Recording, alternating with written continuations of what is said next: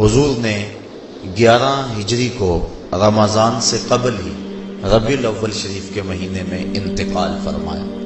اس طرح حضور علیہ السلام کی زندگی میں کل 9 رمضان آئے، 2 ہجری کو شامل کر کے 9 رمضان زندگی میں کل آئے، جس میں 2 رمضان 30 کے تھے اور باقی 7 رمضان 29 کے تھے۔ اور یہ بات ذہن میں رہے کہ روزے 29 ہوں یا 30 ہوں، اللہ ثواب 30 کا ہی عطا فرماتا۔ جس طرح کوئی شخص بھول کر کھا لے تو حدیث میں آتا اس کو اللہ نے کھلایا، اس کو اللہ نے پلایا، تو وہ اس نے کھا بھی لیا، اس نے پی بھی لیا، لیکن اس کا روزہ بھی باقی رہا۔ اس طرح اگر چاند 29 پہ نظر آ جائے تو ثواب اللہ 30 کا ہی عطا فرماتا ہے۔ یہ اس کی کرم نوازی ہے اپنے بندوں پہ۔ تو روزہ ڈھال ہے اور جہنم سے آزادی کا ایک اہم ذریعہ ہے۔ روزہ اللہ اور بندے کے مابین ایک راز ہے۔ روزہ نور ہے، ضیاء اور روشنی ہے، اور آقا کریم صلی اللہ علیہ وآلہ وسلم نے روزے کی فضیلت بیان کرتے ہوئے ارشاد فرمایا کہ ہر شے کی کوئی زکوٰۃ ہوتی ہے، انسان کے جسم کی زکوٰۃ روزہ ہے۔ اگر روزہ رکھے گا تو جسم زکوٰۃ ادا کرے گا۔ جس طرح زکوٰۃ سے مال پاک ہوتا ہے، روزے سے جسم پاک ہو جاتا ہے۔ اور روزہ ویسے بھی انسان کے لیے شفا کا پیام ہے۔ فرمایا کہ سحری کھایا کرو، چونکہ سحری کے کھانے کے اندر بھی اللہ نے برکت رکھی ہے۔ تو یہ ماہ صیام اپنے دامن میں برکتیں لے کر، رحمتیں لے کر نازل ہوتا ہے۔ اس کا پہلا حصہ رحمت، درمیانی حصہ مغفرت، اور آخری حصہ جہنم سے آزادی کا مجدہ جاں فضا ہے۔ حدیث میں آتا ہے کہ اللہ نے میری امت کو رمضان المبارک کے روزے کے حوالے سے 5 چیزیں ایسی عطا کی ہیں جو اس سے قبل کسی امت کو نصیب نہیں ہوئی۔ ایک تو یہ کہ رمضان المبارک کے اندر روزہ رکھنے والے کے معدے سے جو بو نکلتی ہے، اللہ کو وہ مشک سے زیادہ محبوب ہے۔ دوسری بات کہ جب ماہ صیام آتا ہے تو شیاطین کو جکڑ دیا جاتا ہے۔ تیسری بات کہ روزے دار جب تک روزے میں رہتا ہے، فرشتے اس کے لیے مغفرت کی دعائیں کرتے رہتے ہیں۔ اور چوتھی بات، جب ماہ صیام کی آخری رات آتی ہے تو اس کے سارے گناہوں کو بخش دیا جاتا ہے اور اس کو جہنم سے آزادی کا پروانہ مل جاتا ہے۔ بلکہ ایک صحابی نے حضور سے عرض کی کہ آقا کریم، جو یہ جہنم سے آزادی کا پروانہ مومن کو ملتا ہے تو کیا یہ لیلۃ القدر کی رات ہے؟ تو آقا کریم نے فرمایا نہیں، جب مزدور اپنی مزدوری مکمل کرتا ہے، جب اس کی دہاڑی پوری ہو جاتی ہے تو پھر اس کو اس کا مالک کچھ دیتا ہے، تو یہ جو اس کو بخشش اور مغفرت کا مجدہ جاں فضا دیا جاتا ہے، یہ اس کی مزدوری ہے۔ اور فرمایا کہ جو لیلۃ القدر کی برکتیں اس کو حاصل ہوتی ہیں، یہ اس کے علاوہ ہیں۔ اور یہ اللہ تعالیٰ جل شانہ نے خاص کرم نوازی فرمائی بندہ مومن پر کہ اس کو یہ بابرکت رات عطا فرمائی۔ اور 5ویں فضیلت جو اس کو دی گئی روزہ دار کو، اور حضور سے قبل جو امتوں میں لوگ روزے رکھتے تھے، یہ فضیلتیں ان کو نہیں عطا کی گئی۔ جنت کو پورا مومن کے لیے آراستہ و پیراستہ کیا جاتا ہے۔ حضرت ابو ہریرہ رضی اللہ تعالی عنہ سے ایک روایت مروی ہے جس کو امام بخاری اور امام مسلم نے روایت کیا کہ آقا کریم علیہ السلام نے ارشاد فرمایا، قال اللہ عز وجل، اللہ جل شانہ ارشاد فرماتا ہے، کل عمل ابن آدم لہو، ابن آدم کا ہر عمل اسی کے لیے ہے، الا الصوم فإنہ لی، ہاں مگر روزہ ہے جو وہ میرے لیے رکھتا ہے، وأنا اجزی بہ، اور اس کی جزا میں اسے دوں گا، والصیام جنۃ، اور صیام روزہ ڈھال ہے، فائزہ کان یوم صوم अहदिकुम फला यरफुस वला यसखब फ़इन साबहु अहदुन औ क़ातलहु फलयकुल इन्नी साइमुन वल्लज़ी नफ्सु मुहम्मदिन बियदिही लखुलूफु फमिस साइम अत्यबु इंदल्लाहि मिन रीहिल मिस्क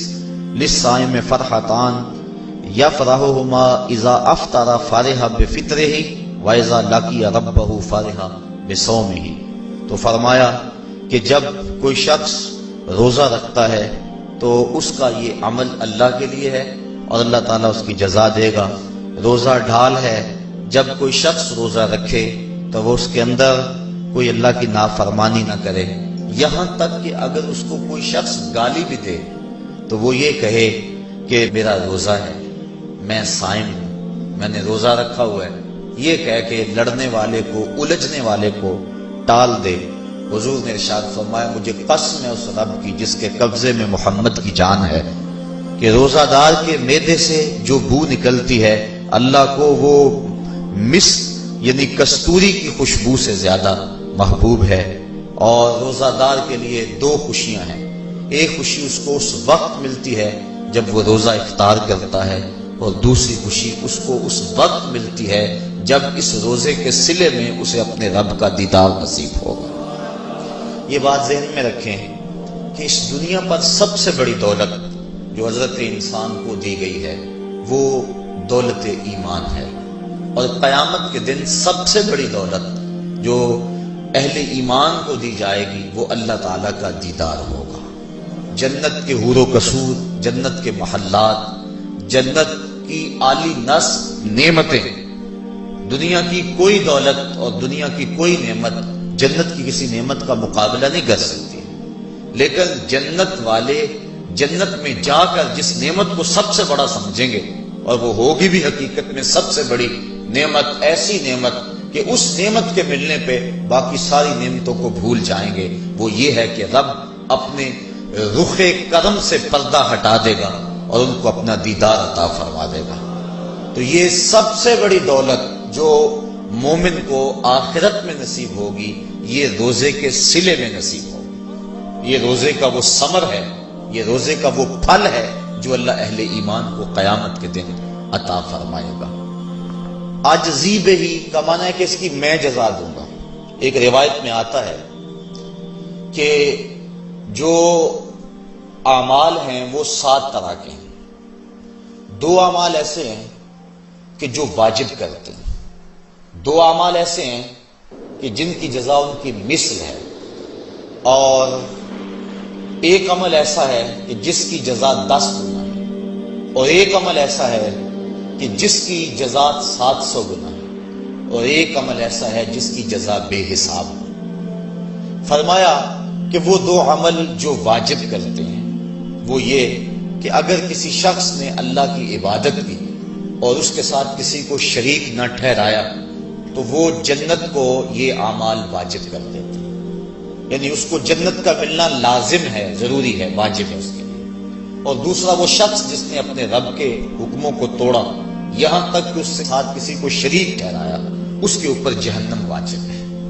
और 2 वो अमल जिनकी जजा उनकी मिसल मिलेगी, एक वो गुनाह जो उसने किया तो उसकी सजा उसकी मिसल दी जाएगी, और दूसरी वो नेकी जो उसने की नहीं है लेकिन उसका अज़्म किया था तो उसको भी एक नेकी का सवाब दे दिया जाए। एक अमल वो है जिसके बदले के अंदर 10 गुना उसको अजर दिया जाता है, और फरमाया इससे उसके नेक आमाल मुराद है। और फरमाया कि जो उसका छठा अमल है वो ऐसा है जिसके बदले के अंदर उसको 700 गुना अजर दिया जाता है, और वो राह खुदा में उसका सदका करना है। और फरमाया एक अमल ऐसा है जिसकी जजा का दुनिया पर कोई हिसाब ही नहीं है, और वो बंदे का अल्लाह के हुजूर अपने रोजे के साथ पेश होना है। तो रोजा एक ऐसा अमल है कि जिसकी जजा का कोई हिसाब ही नहीं है। तो ये अल्लाह के इल्म में है कि वो अपने बंदे को कितनी उसकी जजा और कितना उसका सिला अता फरमा देता है। तो ये अजर है नेकी का। और आका करीम अलैहिस्सलाम ने इरशाद फरमाया, रोजा ढाल है اور جہنم سے بچنے کا ایک مضبوط قلعہ ہے۔ روزے کے من جملہ ثمرات میں سے ایک ثمرہ مرتبہ احسان کا حاصل ہونا۔ مرتبہ احسان کیا ہے؟ اس پہ حدیث جبریل میں آپ کے سامنے رکھنا چاہوں گا، جس کو امام بخاری نے اور دیگر ائمہ احادیث نے ذکر کیا ہے۔ مسجد نبوی کا ماحول تھا، مدینہ شریف کی فضائیں تھی، صحابہ حضور کی صحبت میں جلوہ فراز تھے، نور بٹ رہا تھا، اجالے اتر رہے تھے، صحابہ کے من روشنی سے مالا مال تھے کہ حضرت عمر فاروق رضی اللہ تعالی عنہ فرماتے ہیں کہ ایک شخص آیا جس کی گھنی سیاہ داڑھی تھی اور اس کا سفید لباس تھا۔ ہم میں سے اسے کوئی جانتا بھی نہیں تھا، لیکن اپنے وجود کی تر و تازگی کی وجہ سے وہ مسافر بھی دکھائی نہیں دیتا تھا۔ چونکہ مسافر ہوتا تو آثار سفر اس کے بدن سے ظاہر ہوتے، لگتا تھا جس طرح یہی کسی گلی سے نکل کے آیا ہے، لیکن چونکہ وہ وہاں کا رہنے والا نہیں تھا، ہم میں سے اسے کوئی پہچانتا بھی نہیں تھا۔ اب وہ حضور کی خدمت میں آیا، فَأَسْنَدَ رُكْبَتَيْهِ إِلَىٰ رُكْبَتَيْهِ، اور اپنے گھٹنوں کو جوڑ کر حضور کے گھٹنوں کے ساتھ ملا کر بیٹھ گیا، اور حضور علیہ السلام سے عرض کرتا ہے کہ حضور مجھے خبر دیجئے کہ ایمان کیا ہے۔ حضور نے ارشاد فرمایا ایمان یہ ہے کہ تو اللہ پر ایمان لائے، اس کے رسول پر ایمان لائے، پچھلی کتابوں پہ ایمان لائے، اچھی بری تقدیر پہ ایمان لائے، فرشتوں پہ ایمان لائے، بتایا حضور نے۔ تو اس نے کہا صدقتا، آپ نے سچ کہا۔ کہتے ہیں ہمیں بڑا تعجب ہوا کہ خود ہی سوال کرتا ہے اور خود ہی تائید کر دیتا ہے۔ پھر کہنے لگا اسلام کیا ہے؟ تو حضور علیہ السلام نے فرمایا اسلام یہ ہے کہ تو نماز پڑھے، روزہ رکھے، حج کرے، زکوٰۃ ادا کرے، اراکین اسلام اس کو بیان کیے۔ کہنے لگا آپ نے سچ کہا۔ کہتے ہیں ہمیں پھر تعجب ہوا کہ خود ہی ایک بات کہہ رہا ہے اور خود ہی پھر اس کی تصدیق کر رہا ہے۔ کہتے ہیں پھر وہ پوچھتا ہے مل احسان، حضور احسان کیا ہے؟ تو حضور علیہ السلام نے جواباً فرمایا ان تعبد ربک کأنک تراہ، احسان یہ ہے کہ تو اللہ کی عبادت اس طرح کرے کہ گویا تو اسے دیکھ رہا ہے، اور اگر یہ کیفیت تجھے نصیب نہیں ہوتی تو کم از کم یہ کیفیت نصیب ہو جائے کہ وہ تجھے دیکھ رہا ہے۔ تو وہ کہنے لگا ہاں آپ نے سچ کہا۔ پھر اس کے بعد اس نے قیامت کی کچھ نشانیوں کے بارے میں سوال کیا، تو حضور علیہ السلام نے جواب مرحمت فرمائے۔ جب وہ شخص اٹھ کے چلا گیا تو حضور نے فرمایا عمر جانتے تھے یہ شخص کون ہے؟ کہا اللہ و رسولہ عالم، اللہ اس کا رسول خوب جانتا ہے۔ فرمایا ھذا جبریل، یہ جبریل امین تھا اور تمہیں تمہارا سکھانے کے لیے آیا تھا۔ جبریل نے جب امت کو دین سکھایا تو سب سے پہلے یہ بات سکھائی کہ حضور کی چوکھٹ میں بیٹھنے کا ادب کیا ہے۔ دونوں گھٹنے بچھا کر وہ اس طرح حضور کی چوکھٹ میں ادب کے ساتھ بیٹھا، اور اس کے بعد حضور سے اس نے سوالات کیے۔ تو فرمایا یہ جبریل امین تھے جو تمہیں تمہارا دین سکھانے کے لیے آئے تھے۔ تو جبریل امین نے جو دین سکھایا، جو چیزیں پوچھی، وہ تین چیزیں تھیں، ایمان کیا ہے، اسلام کیا ہے اور احسان کیا ہے۔ تو احسان تیسری چیز ہے جس کو ہم اپنی زبان کے اندر تصوف کہتے ہیں، جس کو ہم طریقت کا نام دیتے ہیں۔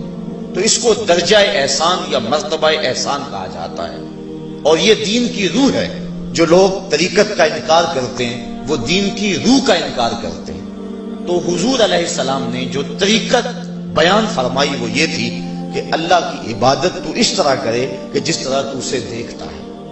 اگر یہ کیفیت مل جائے تو سبحان اللہ، لیکن اگر یہ کیفیت نہیں ملی تو کم از کم یہ کیفیت تو ملے کہ وہ مجھے دیکھ رہا ہے، اور اگر یہ کیفیت بھی مل جائے کہ وہ مجھے دیکھ رہا ہے تو بتائیے کہ پھر انسان کی زندگی میں کتنا سرور آ جائے گا کہ جب وہ نماز کے لیے کھڑا ہو تو اس تصور میں ڈوب جائے کہ میرا مالک تو مجھے دیکھ رہا ہے، تو پھر نماز کا کتنا سرور آ جائے گا اس کو۔ اور جب وہ کوئی اور نیک عمل کر رہا ہو تو اس تصور میں ڈوب جائے کہ میرا مالک میرے اوپر نگاہ لطف فرما رہا ہے، تو پھر اس کی کیفیت کا عالم کیا ہوگا؟ تو پہلی کیفیت کہ تو اسے دیکھ رہا ہے۔ حضرت علی المرتضیٰ رضی اللہ تعالی عنہ سے کسی نے پوچھا جس رب کی عبادت کرتے ہو کیا اس کو کبھی دیکھا بھی ہے؟ تو حضرت علی المرتضیٰ نے جواباً کہا لم اعبد ربا لم اراہ، اے صاحب کبھی کبھی کی بات کیا کرتا ہے، علی تو اتنی دیر تک سجدے سے سر ہی نہیں اٹھاتا جب تک اس کے جمال جہاں آرا سے فیض یاب نہیں ہو جاتا۔ حضرت داتا گنج بخش علی حجویری علیہ رحمہ کشف المعجوب کے اندر ایک حدیث نقل کرتے ہیں کہ حضور علیہ السلام نے ارشاد فرمایا کہ فاقہ کشی اختیار کرو اور بھوک اور پیاس برداشت کرو، ممکن ہے کہ اس دنیا کے اندر تم اپنے دل کی آنکھوں سے اپنے رب کا مشاہدہ کرو۔ تو یہ جو مرتبہ احسان ہے جو مومن کا مقصود ہے وہ اس کو حاصل ہوگا روزہ رکھنے سے۔ اور اگر چلو کسی روزہ دار کو یہ کیفیت نہ ملے کہ وہ اپنے رب کے جمال جہاں آرا کو دیکھ لے، اس کے جلووں کو دیکھ لے، اس کے دیدار کی دولت سے مالا مال ہو جائے، اس کا دل اس کی محبت میں ایسا ڈوبے کہ وہ جدھر دیکھے اسی کے جلووں کو ہی دیکھتا چلا جائے، اگر روزہ دار کو ایسی دولت نہ بھی نصیب ہو تو کم از کم روزہ دار کو یہ دولت تو ضرور ملے گی کہ وہ اس احساس میں ڈوب جائے گا کہ میرا رب مجھے دیکھ رہا ہے۔ گناہگار سے گناہگار شخص بھی کڑکتی ہوئی دوپہر میں ٹھنڈا پانی دستیاب ہونے کے باوجود ایک گھونٹ بھی حلق سے نیچے نہیں اتارتا، کیوں؟ اس لیے کہ میرا مالک تو مجھے دیکھ رہا ہے۔ تو یہ احساس اس کو آیا کہ نہ آیا؟ کاش کہ رمضان میں یہ نور جو ہم کو نصیب ہوتا ہے، یہ رمضان کا خاص نور ہے، مرتبہ احسان سے پھوٹتا ہوا یہ اجالا رمضان میں ایک گناہگار سے گناہگار شخص بھی حاصل کر لیتا ہے کہ وہ اس احساس میں ڈوب جاتا ہے کہ میرا مالک مجھے دیکھ رہا ہے۔ کاش کہ وہ اس کو اندر سمو لے اور اس کو دل کی ایک ایک پرت پہ رکھ لے اور اس کو سجا لے اور اس دولت کو پھر جانے نہ دے، تو پھر اس کے لیے گناہ کرنا مشکل ہی نہیں محال ہو جائے گا۔ اس احساس سے پانی نہیں پیتا کہ میرا اللہ مجھے دیکھ رہا ہے، تو کیا مجھے یہ بتاؤ کہ جب وہ دکان پہ بیٹھ کے ڈنڈی مارتا ہے کہ اللہ اس وقت نہیں دیکھتا؟ جب وہ کسی کی جیب کاٹتا ہے اللہ اس وقت نہیں دیکھتا؟ جب وہ رشوت لے رہا ہوتا ہے اللہ اس وقت نہیں دیکھتا؟ کہ اللہ تعالیٰ صرف رمضان میں دیکھتا ہے، غیر رمضان میں نہیں دیکھتا؟ تو یہ احساس کاش کہ اس کے ساتھ لگ جائے کہ میرا مالک مجھے دیکھ رہا ہے، تو پھر گناہ کرنا مشکل ہی نہیں ناممکن ہو جاتا ہے۔ ساتویں کوٹھڑی میں جب سارے دروازے بند کر کے بت کے اوپر موٹا کپڑا ڈال کے زلیخا بولی ہے تالک یوسف اب آ جاؤ نا، اب تو کوئی نہیں دیکھ رہا ہے، تو یہی احساس تھا جس نے روشنی دی۔ قال معاذ اللہ، کہا اللہ کی پناہ، تو اپنے معبود سے موٹی چادر ڈال کر چھپ گئی، لیکن میرا خدا تو ساتویں کوٹھڑی میں بھی دیکھ رہا ہے۔ پھر اتنی روشنی برسی، اتنے اجالے اترے کہ گناہ کیا، گناہ کا تصور بھی محال ہو گیا۔ تو یہ یقین، یہ اذعان کہ میرا مالک مجھ کو دیکھ رہا ہے، انسان کے لیے گناہ کو مشکل ہی نہیں ناممکن بنا دیتا ہے۔ اور میرے اور آپ کے آقا و مولا نے فرمایا سبعۃ یظلھم اللہ تعالی فی ظلہ یوم لا ظل الا ظلہ، امام عادل وشاب نشا فی عبادت اللہ ورجل قلبہ معلق بالمساجد ورجل دعته امرأة ذات منصب وجمال فقال انی اخاف اللہ ورجلان تحابا فی اللہ اجتمع علیہ وتفرقا الیہ ورجل تصدق بصدقة فاخفاها حتى لا تعلم شماله ما تنفق يمينه ورجل ذكر الله خاليا ففاضت عیناہ او کما قال۔ حضور ارشاد فرماتے ہیں کل قیامت کے دن جب کوئی سایہ نہیں ہوگا، 7 اشخاص ایسے ہیں اللہ تعالیٰ جنہیں اپنے عرش کا ٹھنڈا سایہ نصیب فرمائے گا۔ حدیث طویل ہے اور مجھے وقت کے گزرنے کا شدت سے احساس ہے، میں اپنا مقصود آپ کے سامنے رکھوں گا۔ چوتھا شخص وہ وَرَجُلٌ دَعَتْهُ امرأة ذات منصب وجمال فقال انی اخاف اللہ۔ چوتھا وہ شخص جس کو کسی عورت نے دعوت گناہ دی، اور وہ عورت کوئی معمولی عورت نہیں تھی، ذات منصب و جمال، ایک روایت میں ذات حسب و جمال، یعنی منصب اور جمال کی مالکہ تھی، یا حسب و نسب اور جمال کی مالکہ تھی، اور اس نے نوجوان کو دعوت گناہ دی۔ اب قدموں میں حسن خود بخود بچھنے کے لیے بے تاب ہے، تو جب جذبات انگڑائیاں لے رہے ہوں، جوانی جوبن پہ ہو اور آرزویں مچل رہی ہوں اور حسن خود قدموں میں بچھنے کے لیے بےتاب ہو، تو پھر اپنی خواہشات کو لگام کون دے گا؟ لیکن اگر کسی نے اس وقت یہ کہہ کے اس کی پیشکش کو ٹھکرا دیا، انی اخاف اللہ، میں تیری بات کیسے مانوں، مجھے رب سے بڑا ڈر لگتا ہے۔ حضور فرماتے ہیں جب کسی عورت نے اس کو دعوت گناہ دی یا کوئی مرد کسی عورت کو دعوت گناہ دینے لگا تو اس نے کہا انی اخاف اللہ، میں تیری بات نہیں مان سکتا کہ مجھے اللہ سے ڈر لگتا ہے۔ حضور فرماتے ہیں کل قیامت کے دن جب سورج سبا نیل پہ ہوگا اور زمین تانبے کی ہوگی، لوگ پسینے میں شرابور ہوں گے، اللہ پورے قہر و غضب اور جلال میں ہوگا، لوگ برہنہ اٹھائے جائیں گے، پسینے سے شرابور ہوں گے، ندامت ان کے چہرے پہ چڑھی ہوئی ہوگی، لیکن 7 اشخاص میں سے ایک شخص یہ ہے کہ قیامت کے دن جب کوئی سایہ نہیں ہوگا، اللہ اسے اپنے عرش کا ٹھنڈا سایہ نصیب فرما دے گا، کہ جس نے برائی کو یہ کہہ کے ٹھکرا دیا کہ میرا رب مجھے دیکھ رہا ہے اور میں اس سے خوف کھاتا ہوں۔ امام یافعی نے روض الریاحین کے اندر یہ واقعہ لکھا ہے کہ ایک نوجوان کپڑے کی دکان پہ کام کرتا تھا، ایک عورت آئی، اس کا اس جوان پہ دل آ گیا، اس نے کپڑا ضرورت سے زیادہ خرید لیا اور مال کے دکان سے کہنے لگی جوان کو میرے ساتھ بھیج دو، میری گٹھڑی بھاری ہے، گھر چھوڑ آئے۔ مال کے دکان اس کی نیت سے آگاہ نہ ہو سکا، اس نے نوجوان کو ساتھ بھیج دیا۔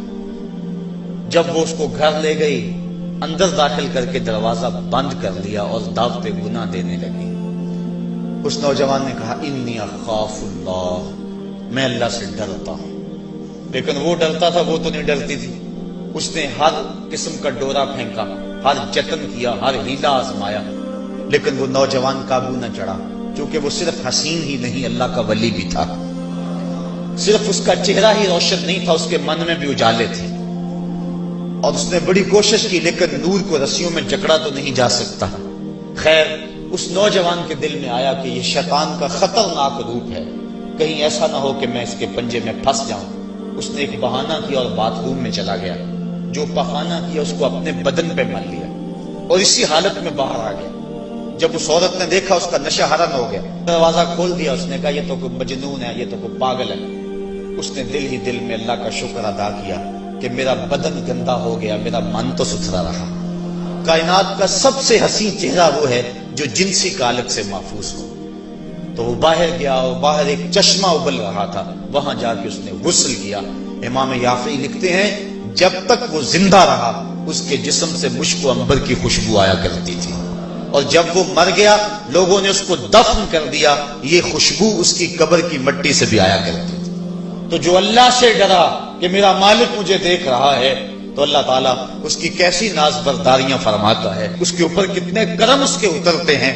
تو کہا کہ وہ شخص جس نے اللہ سے ڈر کر گناہ کو چھوڑا، کل قیامت کے دن جب کوئی سایہ نہیں ہوگا، اللہ اسے اپنے عرش کا ٹھنڈا سایہ نصیب فرما دے گا۔ تو یہ رمضان کا فیض ہے کہ انسان بے شمار گناہوں کے باوجود بھی تڑپتی کڑکتی دوپہر کے اندر بھی ٹھنڈا پانی اپنے منہ کے قریب بھی نہیں لاتا، وضو کرتے ہوئے بھی احتیاط کرتا ہے، غسل کرتے ہوئے بھی احتیاط کرتا ہے کہ کوئی قطرہ حلق سے نیچے اتر نہ جائے، اس احساس میں کہ میرا رب مجھے دیکھ رہا ہے۔ یار روزے کا اور کیا ثمرہ چاہیے کہ وہ جو دولت صوفیاء نے زندگیاں کھپا دی، جس دولت کو حاصل کرنے کے لیے، مرتبہ احسان کو پانے کے لیے روزے دار نے سحری کھائی، ابھی جو ہے وہ سحری کا وقت ختم ہوا تھا کہ یہ احساس اس کے ساتھ لگ گیا، اور وہ تنہائی کے اندر بھی اللہ سے ڈرتا ہے اور کھانے پینے سے باز رہتا ہے، اس تصور کے ساتھ کہ میرا مالک مجھے دیکھ رہا ہے۔ روزے کا ایک ثمر اور ایک پھل یہ ہے کہ بندے کو تقوی کا نور نصیب ہوتا ہے، اور اللہ تعالیٰ نے یہاں قرآن مجید کے اندر جہاں روزے کی فرضیت کا ارشاد فرمایا، وہاں ساتھ یہ بات فرمائی کہ اس لیے تمہارے اوپر روزہ فرض کیا گیا ہے تاکہ تم متقی بن جاؤ۔ یہ مقصد روزہ ہے، اللہ یہ چاہتا ہے، ورنہ اس کو کیا ضرورت ہے کہ بندے کو بھوکا اور پیاسا رکھے، وہ تو چاہتا ہے کہ یہ برائیوں سے باز آ جائے۔ بلکہ بخاری شریف کی حدیث ہے، حضور علیہ السلام نے ارشاد فرمایا من لم یدع قول الزور والعمل به فلیس للہ حاجۃ فی ان یدع طعامہ وشرابہ، جو شخص جھوٹ اور جھوٹے کام نہیں چھوڑتا اللہ کو اس کے بھوکا اور پیاسا رہنے کی کوئی ضرورت نہیں ہے۔ اللہ نہیں چاہتا کہ وہ بھوک اور پیاس کی مشقت گوارا کرے، اس کا تو مقصود یہ ہے کہ اس کے دل کے اندر اس کی خشیت پیدا ہو جائے۔ اسی لیے اس نے روزہ ہمارے اوپر فرض کیا ہے، ورنہ وہ کیسے چاہتا ہے کہ میرا بندہ بھوکا رہے؟ ایک ماں نہیں چاہتی کہ میرا بیٹا بھوکا رہے۔ اور جو 70 پیار بیٹے سے کس لیے ہے؟ اس لیے کہ اس نے بیٹے کو جنم دیا۔ جس نے جنم دیا اس کو اتنا پیار ہے، تو جس نے تخلیق کیا اس کو کتنا پیار ہوگا؟ تو ماں نہیں چاہتی میرا بیٹا بھوکا رہے، تو مالک نے کیسے چاہ لیا؟ چلو آؤ پھر ماں کی گود میں آ جائے۔ ماں بیٹے کی آنکھ میں ایک آنسو بھی گوارا نہیں کرتی تھی۔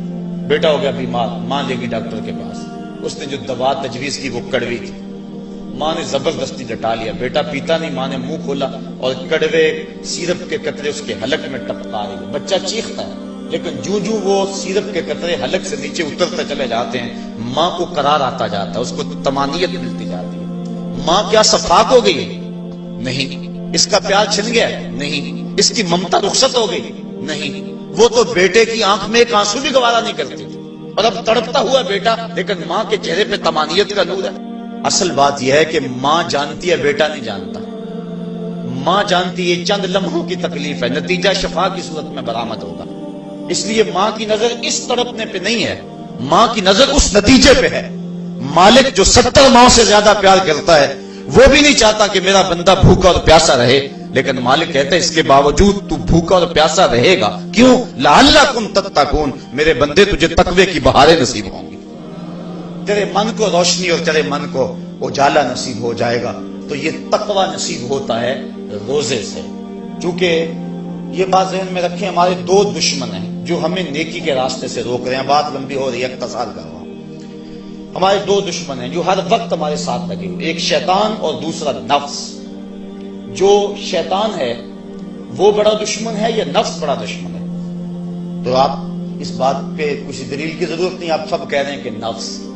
اور سادی سی بات ہے کہ شیطان آدمی کو بہکاتا ہے، لیکن شیطان جب خود بہکا، اس نے انکار سجدہ کیا، اس وقت کوئی دوسرا شیطان تو تھا نہیں۔ تو شیطان کو شیطان بنانے والا نفس ہے، تو یہ نفس شیطان سے بھی بڑا دشمن ہے۔ اکیلی جان 2 دشمنوں کے نرغے میں، لیکن جب ماہ سیام آیا، سلسلۃ الشیاطین، حدیث میں آتا ہے شیاطین جکڑ دیے گئے۔ 2 دشمنوں میں ایک دشمن ہمارے جکڑ دیے گئے، اب ایک دشمن ہمارا باقی ہے، نفس۔ اب نفس کا مقابلہ کر لیں گے تو شیطان چھٹ کر ہمارا کچھ نہیں کر سکے گا، لیکن اگر ہم نے اس موسم کے اندر اپنے نفس کا مقابلہ نہ کیا تو پھر ہم جو ہے وہ اس نفس کی شامت سے شیطان کے ہتھے بھی چڑھ جائیں گے۔ اب نفس کی تربیت کیسے کریں؟ اس کی تربیت بھی روزے سے ہوتی ہے۔ آپ کہیں گے وہ کیسے؟ تو شیخ فرید الدین عطار کا قول سناتا ہوں۔ شیخ فرید الدین عطار کون شخص ہے؟ کسی معمولی شخص کا نام شیخ فرید الدین عطار نہیں ہے، علامہ اقبال کے روحانی پیشوا، جن کو وہ مرشد رومی کہتے ہیں اور اپنے آپ کو مرید ہندی کہتے ہیں۔ اور یہ بات ذہن میں رکھیں کہ اقبال نے رومی کو ویسے پیر نہیں مان لیا، بڑا چن کے پیر تلاش کیا اقبال نے، بلکہ جب پیر 2 ہوں اور دونوں ہی بڑے قابل ہوں اور مرید کے لیے مصیبت بن جائے کہ ادھر جاؤں کدھر جاؤں، امتحان تو اس وقت ہوتا ہے۔ اب اقبال کے لیے جو ہے وہ 2 چیزیں تھیں، ایک راضی اور ایک رومی۔ اقبال کہتا تھا میں رومی کو پیر مانوں یا راضی کو پیر مانوں، چونکہ راضی استدلال کا شہنشاہ ہے اور اقبال فلسفے کا امام ہے۔ فلسفی کا مزاج یہی چاہتا ہے کہ جو استدلال کا بادشاہ ہو اس کو اپنا شیخ مانا جائے، لیکن جو رومی ہے وہ دل کا شہنشاہ ہے۔ اقبال شاعر ہے اور اقبال کا مزاج تھا کہ جو میرے دل کا بھی امام ہو وہی میرا شیخ ہو اور وہی میری رہبری کرے۔ تو اقبال جو ہے وہ الجھا رہا اس معاملے میں، کیا کروں؟ وہ خود کہتا ہے اسی کشمکش میں گزری میری زندگی کی راتیں، کبھی سوز و ساز رومی، کبھی پیچ و تاب غازی۔ کبھی رومی کا سوز و ساز مجھے پسند آتا تھا، کبھی غازی کا جو ہے وہ مجھے پیچ و تاب پسند آتا تھا۔ پھر اقبال نے زندگی کی کئی بہاریں مرشد کے انتخاب کے اندر گزار دی کہ میں رومی کے ہاتھ پہ بیعت کروں یا غازی کے ہاتھ پہ بیعت کروں۔ پھر ایک وقت آیا کہ اقبال نے خود کہا نئے مہرہ باقی ہے نئے مہرہ بازی، جیتا ہے رومی ہارا ہے راضی۔ وہ کہتا ہے رومی جیت گیا اور غازی ہار گیا۔ پھر اس نے رومی کو اپنا شیخ اور مقتدا مانا۔ اقبال جس کو اپنا مقتدا مانتا ہے، جس کو اپنا امام مانتا ہے، اب اس رومی کی سنیے وہ کہتے ہیں ہفت شہر عشق را اتار گشت ما ہنوز اندر خمیں یک پوچام. عشق کے 7 شہر حضرت شیخ فرید الدین اتار گھوم چکے ہیں. ہم پہلے شہر کی پہلی گلی کے کونے پہ کھڑے ہیں. یہ رومی کہہ رہے ہیں جس کو اقبال نے بڑی چھان پھٹک کے بعد اپنا پیر مانا ہے، وہ فرید الدین اتار جو معرفت کا امام ہے اور اللہ کے رازوں کا امین ہے. حضرت شیخ فرید الدین اتار فرماتے ہیں نفس نتواں کشت اللہ باسے چیز بات گوئم یادگیرش اے عزیز. کہا نفس نہیں مرتا لیکن 3 اسلحے ہیں، اگر تیرے پاس ہوں تو نفس پر قابو پالے گا. وہ 3 اسلحے کون سے ہیں؟ کہا خنجر خاموشیو شمشیر جو نیزائے تنہائیو ترک ہجو. ایک خاموشی کا خنجر، ایک بھوک کی تلوار اور ایک تنہائی کا نیزہ. اگر یہ 3 اسلحے تیرے پاس ہیں تو نفس پہ ٹوٹ پڑے نسلوں کو لے کر تو تیرا نفس تیرے قابو میں آئے گا. اس کے علاوہ کوئی اور ذریعہ نہیں ہے اس نفس کو قابو کرنے کا. حضرت باہو جیسے بھی بول پڑے باج فقیراں کسے نہیں ماریا باہو ظالم چور اندر داہو. یہ جو اندر کا چور ہے اس کو پکڑ لینا اور اس کو قابو میں کر لینا اور اپنے دل کی حفاظت کر لینا، یہی بڑی دولت ہے. فرماتے ہیں کہ 3 اسلحے ہیں، ایک خاموشی کا خنجر اور ایک بھوک کی تلوار اور تیسرا تنہائی کا نیزہ. کہ ان 3 اسلحوں سے اگر تم قابو پانا چاہو تو پا سکتے ہو. اس کے علاوہ کوئی اور اسلحہ نہیں ہے جو تمہارے نفس کو تمہارے قابو میں لے آئے. تو پھر بھوک کی تلوار ایسا اسلحہ ہے جو نفس کا سر کاٹ دیتی ہے. اور میرے اور آپ کے آقا و مولا قلب و دل و نگاہ کے مرشد اولین حضور نبی رحمت صلی اللہ علیہ وسلم نے فرمایا یا معاشر الشباب من یستطع منکم الباء فلیتزوج فإنه اغض للبصر واحسن للفرج ومن لم یستطع فعلیہ بالصوم فإنه له وجاء. اے جوانوں کے گروہ، تم میں سے اگر کوئی شخص نکاح کی طاقت رکھتا ہے تو وہ نکاح کر لے، یہ نظر اور شرمگاہ کا محافظ ہے. اور اگر تم میں سے کوئی نکاح کرنے کی فی الحال طاقت نہیں رکھتا تو وہ روزے رکھے. روزے شہوات کو توڑتے ہیں. تو نفس کی تہذیب بھوک سے ہوتی ہے اور بھوک ایک ایسا اسلحہ ہے کہ جس سے ہم اپنے نفس کو قابو میں لا سکتے ہیں. حضرت نظام الدین اولیاء علیہ رحمہ جو تصوف کے سرخیل اور امام ہیں، آپ فرماتے ہیں کہ آدھی فقیری روزہ ہے اور آدھی فقیری باقی سب کچھ ہے. تو روزہ اگر نصیب ہو گیا تو پھر مالک کا قرب مل گیا اور یہ تقوی کا نور ہمیں روزے سے حاصل ہوگا. روزے کے ثمرات تو بہت سارے، لیکن وقت کی سمٹتی ہوئی عقائیاں مجھے ملحوظ